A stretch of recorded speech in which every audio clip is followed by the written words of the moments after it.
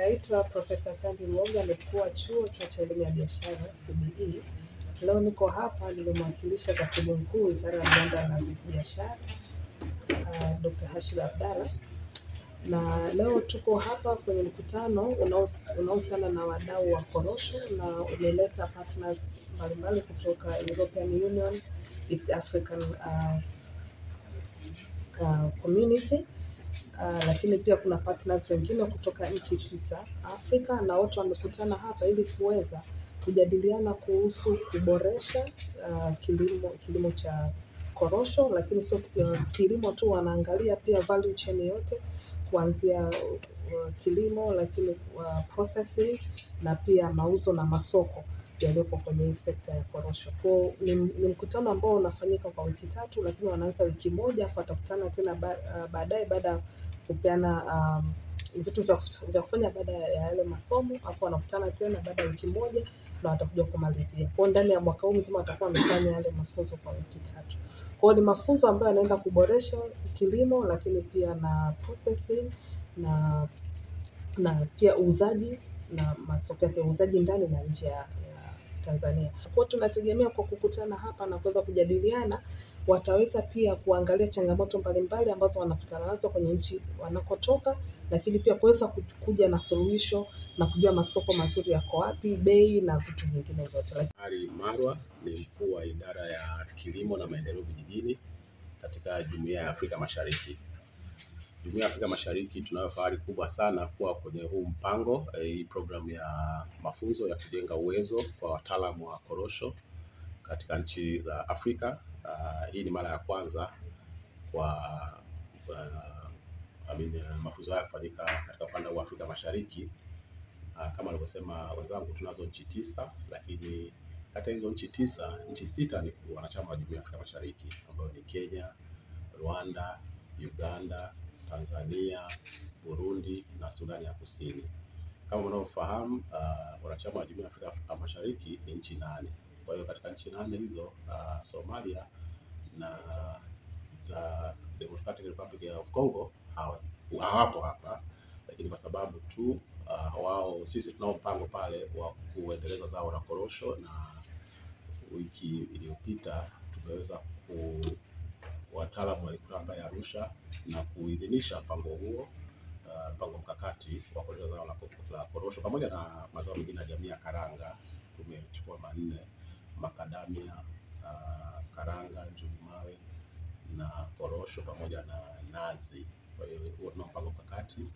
Kwa hiyo tunafanyia sana kuwa sehemu ya mpango huu. Kama mnavyofahamu, wakati wa uzinduzi umezungumza, huu mpango ulianza miaka 10 iliyopita sasa, toka 2014, na mpaka sasa tunao wataalamu zaidi ya 1330 ambao wamenufaika na mpango huu toka umeanzishwa.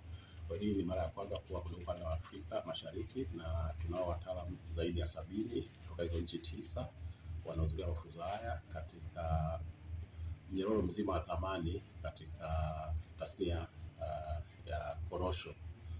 Kwa hiyo sisi kama Jumuiya ya Afrika Mashariki tunafaidika sana, kwa sababu kama nilivyosema, tunao mpango mkakati ambao tumezindua wiki iliyopita Arusha. Tunategemea kupeleka kwenye baraza la mawaziri wa kilimo mwezi Juni mwaka huu kwa ajili ya kupitisha kuapprove hiyo strategy ya korosho.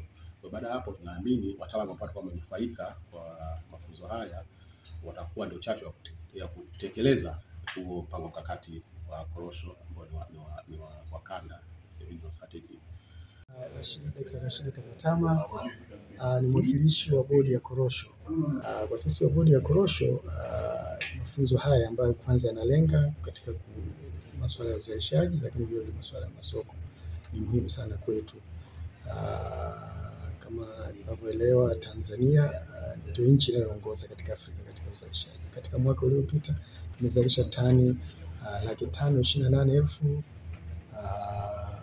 ambazo kwa mara ya kwanza, huko nyuma tukiwa tukizalisha chini ya hapo, lakini hii inatokana kwa kiasi kikubwa. Tunamshukuru sana Mheshimiwa Rais wa Jamhuri ya Muungano wa Tanzania, Dr. Samia Suluhu Hassan. Hii uzalishaji umeongezwa baada ya Mheshimiwa Rais kutoa ruzuku ya viuatilifu ambayo imetuwezesha, na katika katika mwaka unaokuja sisi wa bodi ya korosho tumepewa malengo makubwa. Tumepewa kwamba tuzalishe sasa tani zinazofika 700,000 katika msimu unaokuja wa 25 26, lakini kwenye ilani ya Chama cha Mapinduzi tumepewa tuzalishe tani 1,000,000 inapofika. Pamoja na uzalishaji kwamba tunauza kwa wingi, lakini vile vile katika miaka hivi karibuni tunajitahidi sana bodi ya korosho tupeleke, baada ya kupeleka korosho ghafi, korosho tunayopeleka iwe imebanguliwa. Kwa hiyo tunapeleka wanasema value addition, tunaadi thamani. Kwa hiyo ile tunayouza bei inakuwa kubwa kidogo, lakini katika eneo hilo hatujafanya vizuri sana. Katika ile korosho ambayo nimetaja zile tani 500,000 na kitu, ni 10% tu ambayo tumeweza kubangua.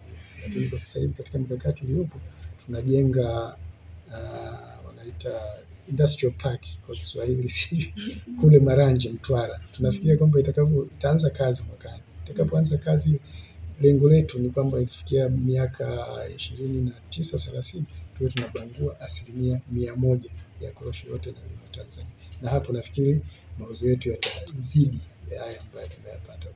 Changamoto kwanza, napo kwenye bodi ya korosho, kwenye bodi ya kurugenzi, tunahakikisha kwamba kuna uwakilishi mkubwa sana kutoka kwa wale wakulima wenyewe korosho, lakini kwenye ile mnyororo wa thamani. Lakini katika mwaka uliopita serikali kupitia Wizara ya Kilimo imeajiri, sisi bodi ya korosho ndio tunalipa vijana wapatao 500 ambao wamepewa mafunzo na wamepelekwa vijijini, mafunzo ya kilimo ya korosho, wamepelekwa vijijini. Kwa hiyo tunategemea kwamba katika mwaka unaokuja, hiyo ndio katika ile mikakati ambayo itatusaidia kufikia yale malengo ya. Kwa hiyo tumeongeza extension in this master training program together with our partners, the GIZ Communication Group, and also our local partners, the GFA Consulting Group. And we are happy that we are able to bring this training here in East Africa. As I said, it is the first in after 19 editions that we have held in West Africa.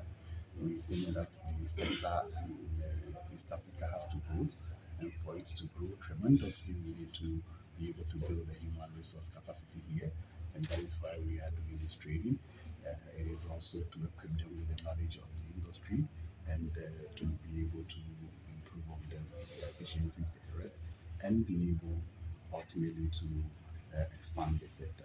We are also with the capacity to grow their personal life and then their input in their personal lives also, so that again they are changed not only in terms of the knowledge in the cashew industry, but also the knowledge that they hold personally. We as an alliance, we also from time to time every year we organize an annual conference, and this year we have the plan to hold this conference here in Tanzania in November 18th to 22nd, and we are expecting that you will send the message out there, and we are inviting everyone to be part of this conference so that they also get to learn more about the industry and supporting the growth of the industry here in East Africa. Yeah.